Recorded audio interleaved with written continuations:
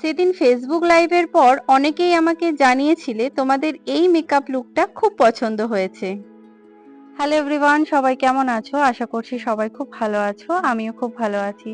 চলো আজ আমি তোমাদের সাথে শেয়ার করছি খুব ইজি একটা মেকআপ টিউটোরিয়াল। সবার প্রথমে আমি এখানে একটা ওয়েট ওয়াইপস দিয়ে আমার ফেসটাকে ক্লিন করে নিয়েছি অ্যান্ড এরপর ইউজ করছি আমি একটা টোনার। এটা হচ্ছে রিকোডের টোনার, যেটা ফেসটাকে খুব হাইড্রেট করে। তোমরা যে কোনো টোনার ইউজ করতে পারো।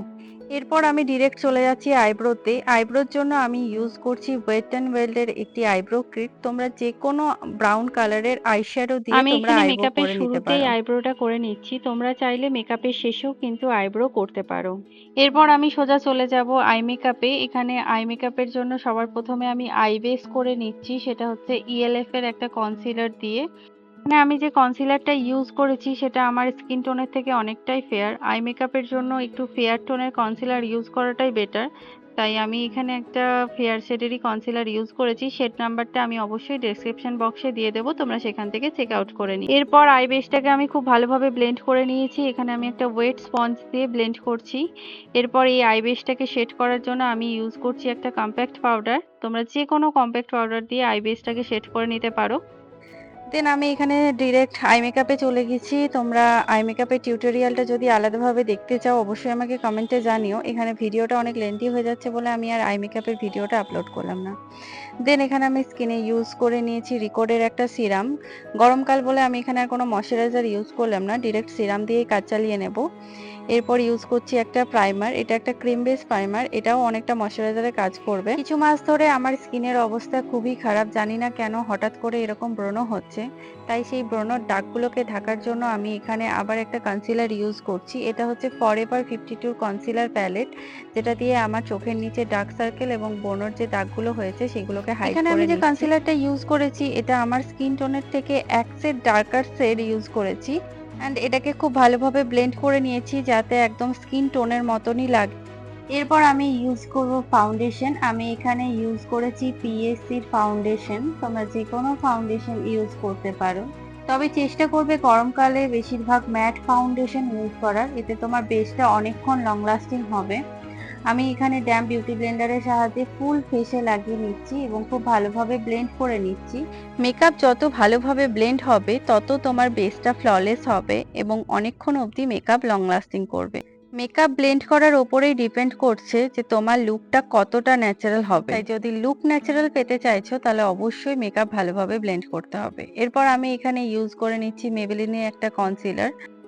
মেকআপটাকে আরেকটু ব্রাইট দেখানোর জন্য আমি এখানে এই কনসিলারটা ব্যবহার করছি।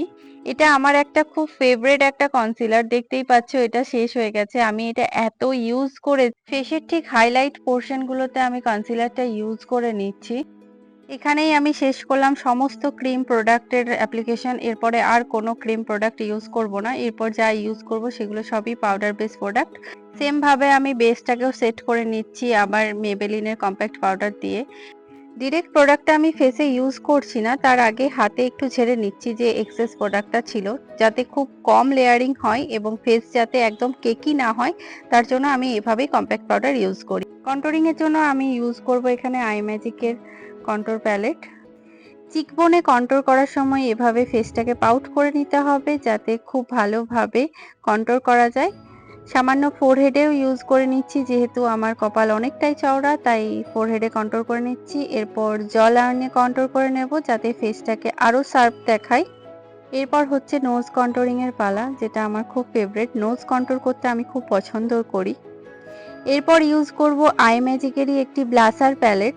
ব্লাসার আমার খুব একটা পছন্দ না, তারপরেও হালকা করে ইউজ করছি। এখানে মনে হচ্ছে একটু বেশি ব্লাসার ইউজ করা হয়ে গেছে। যাই হোক, আমি খুব ভালোভাবে ব্লেন্ড করে এটাকে ম্যানেজ করে নিয়েছি। সেটিং স্প্রে হিসেবে আমি ইউজ করেছি মেকআপ স্টুডিওর একটা ফিক্সার, বাট এখানে মেকআপ স্টুডিওর যে মেকআপ ফিক্সার তার স্প্রে বোতলটা খারাপ হয়ে গেছে, তাই আমি এখানে একটা অন্য স্প্রে বোতলে এটাকে ঢেলে নিয়েছিলাম। মেকআপের এটি হচ্ছে আমার সব থেকে ফেভারিট পার্ট।